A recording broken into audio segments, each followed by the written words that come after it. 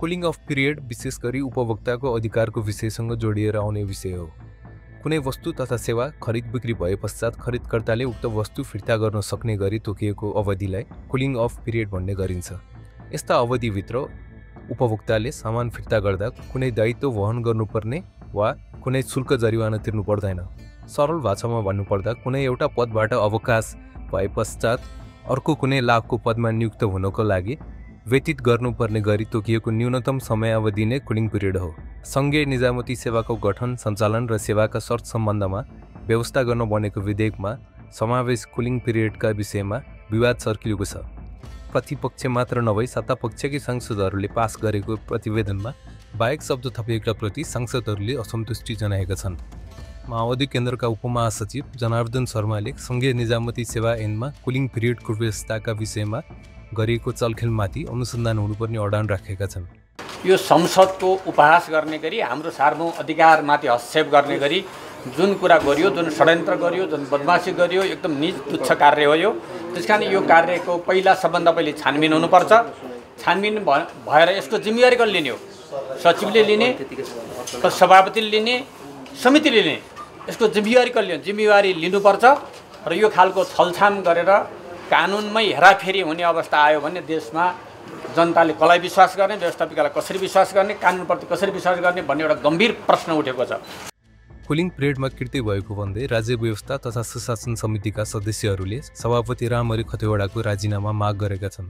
निजामती कर्मचारी वा अन्य सरकारी सेवाबाट राजीनामा दिएको वा अवकाश भएको कर्मचारीको सेवाको अवकाश भएको मितिले 2 वर्ष अवधि पुरा नभइकन कुनै संवैधानिक वा सरकारी नियुक्ति पाउने छैन भने हामीले उल्लेख गर्यौँ।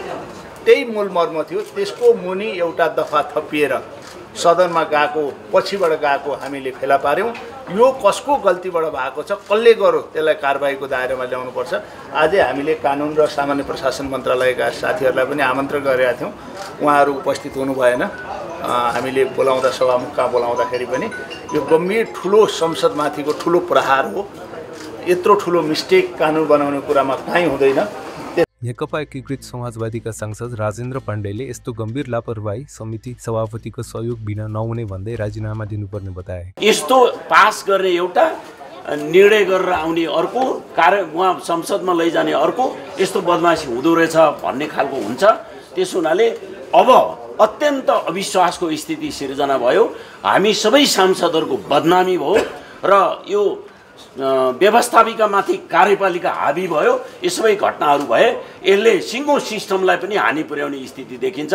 हामीले सभामुखज्यूलाई पनि यही भन्यौँ र यसमा यो सच्याउने काम एउटा कुरा र दोस्रो कारबाहीको भागी बनाउने कुरा अर्को कुरा, यो गरिनुपर्छ भनेर माग राख्छौँ। कर्मचारीले अवकाश वा राजीनामा दिएको 2 वर्षसम्म संवैधानिक, कुटनैतिक वा सरकारले गर्ने अन्य कुनै नियुक्ति खान नपाउने कानुनमै व्यवस्था गर्न संसदको राज्य व्यवस्था समितिमा सर्वसम्मति भएको थियो।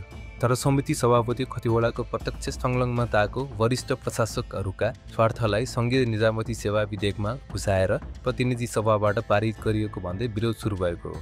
यता खतिवडाले विधेयकमा समावेश कुलिङ पिरियडमा देखिएको कमजोरीको नैतिक जिम्मेवारी आफूले लिने बताएका छन्। मङ्गलबार समिति बैठकमा माओवादी सांसदद्वय माधव सापकोटा र कल्पना मियाले समितिले पास गरेको प्रतिवेदनमा बाहेक भन्ने शब्द कसरी थपियो भन्ने विषयमा जवाफ मागेपछि खतिवडाले भएको कमजोरीको नैतिक जिम्मेवारी लिने बताएका छन्। छानबिनमा कारबाही यदि मेरो पनि दोषी देखियो म आफू पनि कारबाहीको दायरामा आउन चाहन्छु। नेपाली काङ्ग्रेसका नेता शेखर कोइरालाले संसदको सर्वसम्मति भएर समितिबाट पास भएका विधेयक संसदमा आइसकेपछि हेरफेर हुनु अपराध भएको बताएका छन्। त्यो त सरासर मैले भन्नुपर्दा एउटा अपराधी काम हो। को दोषी हो के हो अहिले म त भन्न सक्दिनँ, हामीलाई थाहा हुँदैन। तर जो पनि दोषी हुन् तिनीहरूलाई हामीले क्षम्य गर्न हुँदैन, कुनै पनि हालतले क्षम्य गर्न हुँदैन। नेपाली काङ्ग्रेसले निजामती विधेयकमा समावेश कुलिङ पिरियडमा भएको त्रुटिबारे छानबिन गरी संलग्न व्यक्तिलाई कारबाहीका लागि माग गरेको छ। मङ्गलबार पार्टी कार्यालय सानिपामा जारी पार्टीको केन्द्रीय कार्य समितिको बैठकपछि सञ्चारकर्मीसँग बोल्दै पार्टीका प्रवक्ता डाक्टर प्रकाश शरण महतले सरकारले संशोधन ल्याएर विधेयकमा संशोधन गर्नुपर्ने र छानबिन गरी दोषीलाई कारबाही गर्नुपर्ने धारणा काङ्ग्रेसको रहेको जानकारी गराए। अब त विश्वासघात हो।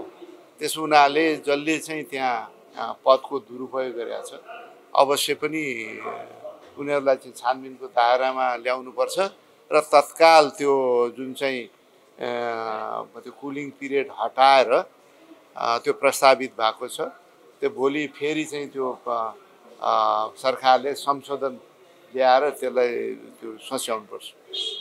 राष्ट्रिय प्रजातन्त्र पार्टीको प्रमुख सचेतक एवं सांसद ज्ञानेन्द्र साईले निजामती विधेयकमा कुलिङ पिरियडबारे भएको छेडखानी राज्य विरुद्धको कसुर भएको भन्दै छानबिनको माग गरेका छन्।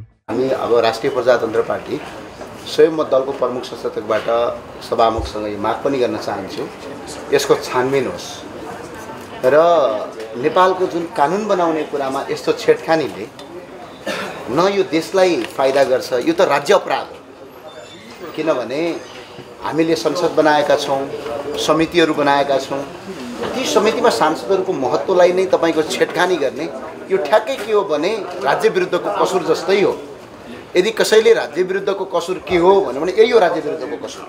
त्यो भएको हुनाले समितिका सभापतिले आफूले राजीनामा दिएर बाटो मार्ग प्रशस्त गर्नुपर्छ। राष्ट्रिय स्वतन्त्र पार्टीकी सांसद सुमना श्रेष्ठले समितिका सांसदहरूले प्रतिवेदनहरू नपढी बैठकमा बोल्ने गरेको र गल्ती हुँदा कर्मचारीहरूको दोष देखाउने गरेको बताएकी छिन्।